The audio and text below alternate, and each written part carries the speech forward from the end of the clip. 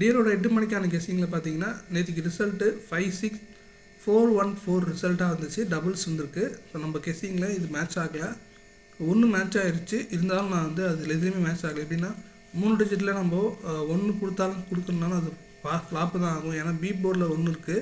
So பிலையும் ஏலையும் 1 இருந்தால் கண்டிப்பாக நம்ம 3 டிஜிட் கொடுக்கும்போது நமக்கு அது ஃப்ளாப்பு தான். ஸோ நான் ஃப்ளாப்புனே போட்டேன். ஓகே, 12ஆம் தேதிக்கான கெஸ்ஸிங் பார்க்கலாம்.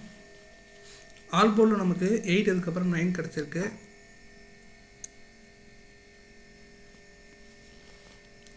ஏ போர்டில் 6 அதுக்கப்புறம் 7 கிடச்சிருக்கு. பி போர்டில் 9 அதுக்கப்புறம் 7 கிடச்சிருக்கு. சி போர்டில் 9 அதுக்கப்புறம் 6 கிடச்சிருக்கு. ஏபிபிசிஎஸ்சியில் 6776 9779 கிடச்சிருக்கு. ஏபிசி போர்ட் பாக்ஸில் 967412 கிடச்சிருக்கு.